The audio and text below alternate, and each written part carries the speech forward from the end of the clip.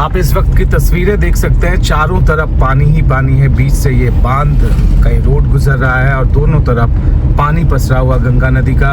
ये जवनिया की तरफ जाने वाली रोड है, उसकी ये तस्वीर है। और जहाँ भी आपकी निगाह जा रही होगी पानी ही पानी है। दर्जनों मकान आप उधर देख सकते हैं कि पानी की गिरफ्त में है, चारों तरफ से घिर चुके हैं। जवनिया तक का ये सफ़र लगभग पूरा होने वाला है। आप देख सकते हैं पानी पानी चारों तरफ। दूसरी तरफ की अगर मैं तस्वीर आपको दिखाऊं तो आप देख पाएंगे कि कैसे हालात यहाँ पे हो चले हैं। और लोगों ने बांध के हिस्से पर शरण ले रखी है। यहाँ पे अस्थायी कैंप की तरह का स्ट्रक्चर बनाया गया है जहाँ पे लोगों को रखा गया है और यहाँ पे सारे इंतजाम उन्हें दिए जाने की कोशिश हो रही है। तो ये तस्वीर है जवनिया गांव की। आप देख सकते हैं किस तरह से भोजपुर ज़िले का ये गांव है, शाहपुर का जवनिया। और यहाँ पे तस्वीर इस तरह की है कि हर तरफ अब पानी बढ़ता हुआ नज़र आ रहा है। सिर्फ यहाँ पे स्कूल की बिल्डिंग साबुत बची है, बाकी ज़्यादातर जो घर है यहाँ पे कई मंजिल के भी घर थे, वो सारे घर पानी में समा चुके हैं। वहाँ इतना पानी धीरे धीरे बढ़ता जा रहा है लोगों के लिए। वहाँ कई सारे लोग गाँव के हैं, वो देख रहे हैं कि जलस्तर अगर यही बढ़ता रहा तो क्या हालात होंगे। अब तो कुछ ऐसी तस्वीर है जवनिया गाँव की। चारों तरफ आप देख सकते हैं अफरा तफरी के हालात है। किसका घर कब कट जाएगा कोई नहीं जानता। ये बताया जा रहा है कि 93 के बाद पहली बार ये हालात बने हैं, इस तरह की स्थितियां बनी हैं कि लोगों का डर बढ़ता जा रहा है कि अगर उसी तरह की स्थिति आई तो फिर पूरा गांव जो भी बचे हुए घर है वो न समा जाए। बचा खुचा सामान लेकर जाने की जद्दोजहद यहाँ पर हो रही है। एक तरफ राहत की गाड़ी लगी हुई है, अलग अलग जगहों से आम लोग भी राहत पहुँचाने के लिए आ रहे हैं। पानी हर जगह पहुंच चुका है। अब पास में एक बांध का इलाका है, वहाँ वो ले जाएंगे, अपने जानवरों को रखेंगे। हम वहाँ भी जाएंगे और बात करने की कोशिश करेंगे। ये 2013 से उधर से चली है, वहाँ से यहाँ से 7 किलोमीटर उधर में गंगा थी। अच्छा, धीरे धीरे मान लें कि अपना कटान चालू गाँव से अपील हो रहे, सरकार से अपील हो रहा था 2-3 साल पहले ही से कि इसको जल्दी व्यवस्था कीजिए, नहीं तो गाँव जाएगा।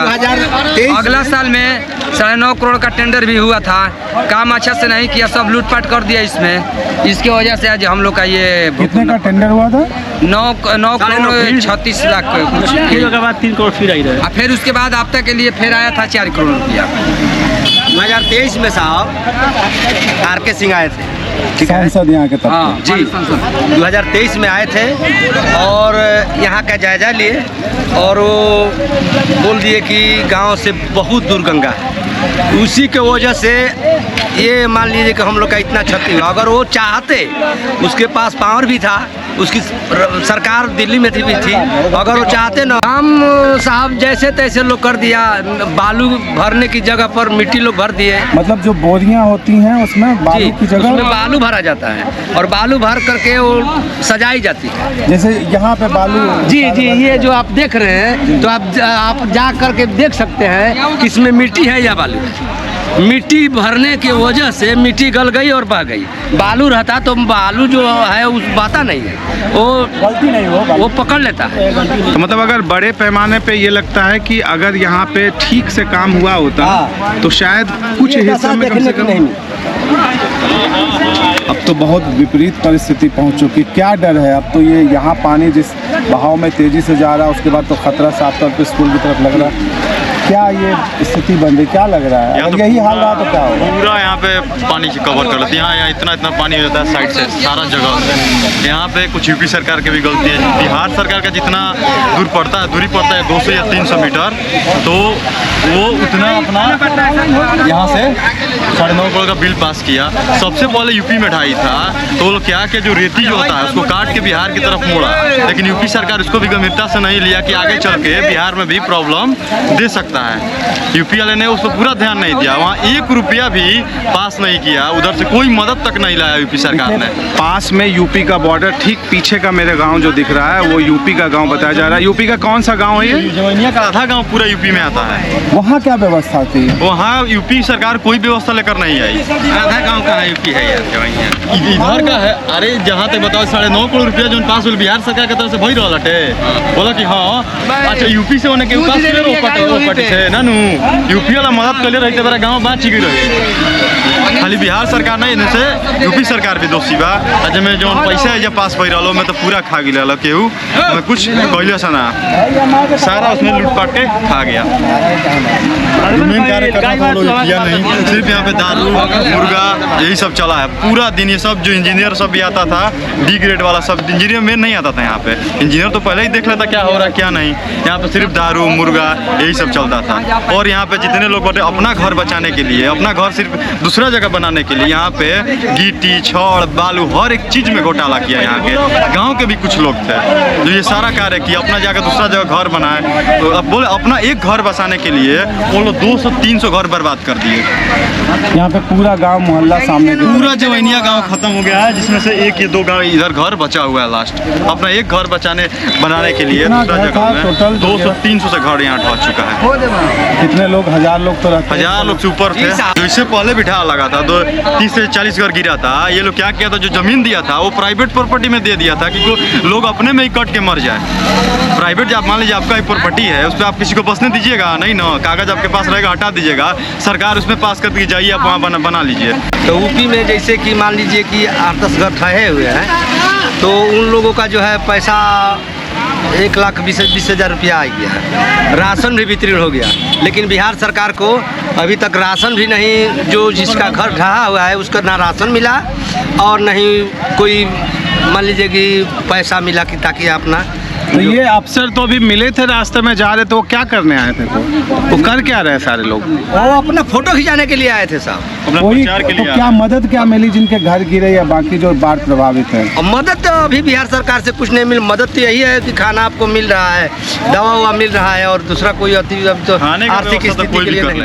यहाँ पर सरकार या प्राइवेटली यहाँ पे लोग मदद करने आ रहे हैं, लेकिन जो सरकार हमको एक कपड़ा पे गमछी तक एक बिंदी एक टिकली तक पे भी सारा टैक्स वसूलती है, फिर भी वो सरकार यहाँ पे लेकर नहीं आ रही। प्राइवेटली सोचिए उन लोग का दिल पिघल जा रहा है देखने का दृश्य देखने के बाद, फिर वो लोग यहाँ पे मदद के लिए आ रहे हैं, पर सरकार कोई नहीं आ रहा है यहाँ पे कि अब क्या है क्या नहीं। सब यहाँ पे तेज प्रताप यादव जी भी आए थे, 2 मिनट आए अपना बस पार्टी का प्रचार किए करके चले गए और कोई कुछ नहीं कर रहा है यहाँ पे। जो नेता आ रहा है बस अपना ये पार्टी वो पार्टी बस प्रचार करके चले जा रहे हैं। देखिए मौसम चुनाव का, मैं एक और गंभीर सवाल पूछ लेता हूँ, लोगों को बुरा भी लग सकता है लेकिन मेरी कोशिश है वो सवाल पूछ लेने की। देखिए जब कष्ट का समय आता है, दिक्कत की बात आती है, पूरा समाज बिहार हो या देश का कोई भी ऐसा एक हो जाता है। कोई जाति नहीं, कोई समाज नहीं, कोई राजनीति नहीं, गांव में कम से कम सब खत्म हो जाता है। कुछ ही दिन के बाद फिर वो जाति आ जाएगी वापस और बाकी चीज़ें आ जाएंगी। बाकी दिन में लोग इस मुद्दे को लेकर ऐसा कुछ ज़बरदस्त एकता क्यों नहीं दिखाते? हम सब की कमी, आपकी कमी नहीं, हमारी भी वही कमी है। क्या लगता है आपको, दोष कहाँ है हमारा? आ चुकी है, ऐसा दिन आ चुका है तो ये सवाल बनता है।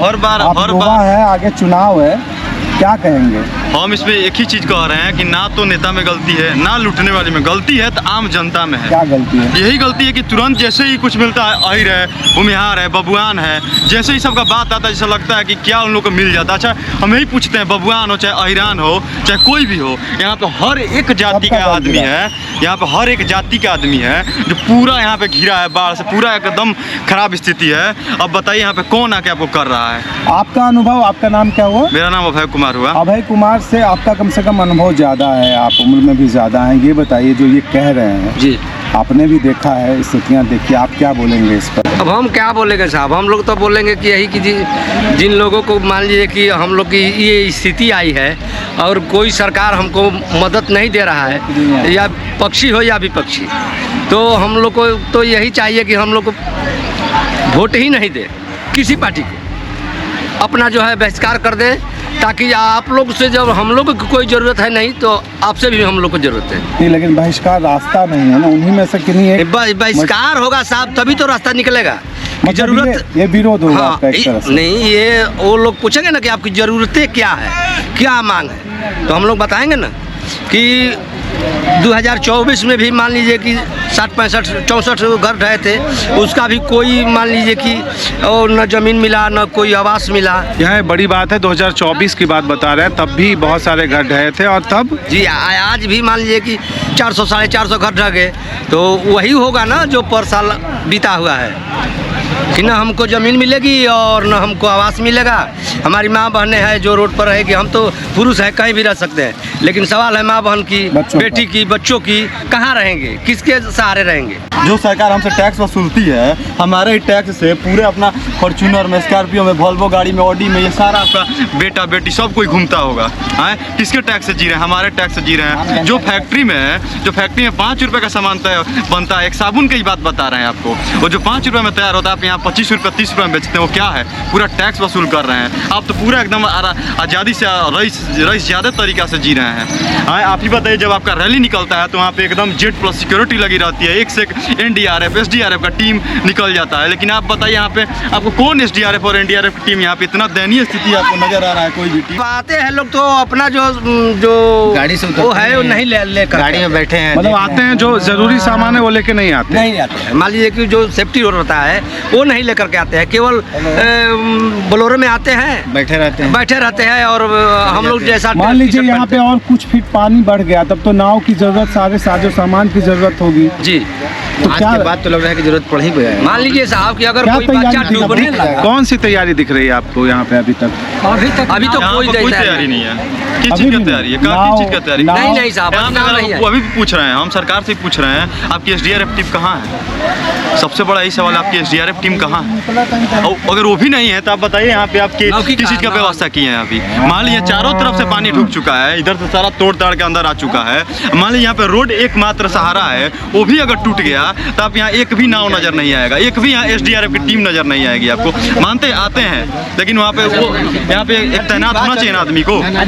और सरकार गवर्नमेंट की तरफ से जाइए, वहाँ पे छोटे छोटे बच्चे। देखिए, मैं यही कहूँगा कि अभी समय है, और अगर इस समय पर कुछ नहीं किया गया तो आने वाले दिनों में स्थिति गंभीर होगी। SDRF NDRF टीम की मांग की जा रही है, नाव की मांग की जा रही है। तैनाती अभी से हो, क्योंकि अगर वक्त हाथ से निकला तो फिर कई सारी मुश्किलें सामने आ सकती है, परिस्थितियाँ और भी खराब हो सकती है। जैसा कि इस पूरे इलाके में कई सारे मकान हुआ करते थे, कई कह सकते हैं कि 2 मंजिल 3 मंजिल की इमारतें भी हुआ करती थी, ये सारे मकान ढह चुके हैं। और यहाँ पे एक अगर बड़े मकान की बात करें, बड़ी बिल्डिंग की बात करें, तो ये स्कूल साबूत अभी तक नजर आ रहा है। लेकिन पानी का बहाव आप स्कूल के इस तरफ से भी देख सकते हैं और उस तरफ से भी देख सकते हैं, लगातार ये पानी भर रहा है। बहुत तेजी से पानी बह रहा है। क्या डर है गांव के लोगों? गांव को सहायता करने के लिए, हम लोग के लिए रक्षा करने के लिए आरा से आए हैं, और इस गांव को बचा दिया जाए। तो ये थी जवनिया गांव से भगवा की ग्राउंड रिपोर्ट। लगातार आप हमारे साथ बने रहिए, हमारी कोशिश होगी जो भी तस्वीरें ज़मीन पर यहाँ पे नज़र आ रही हैं इस विपदा के काल में, हमारी कोशिश होगी हम पूरी तरह से वो तस्वीर आप तक पहुँचाएंगे। फिलहाल के लिए इतना ही, नमस्कार।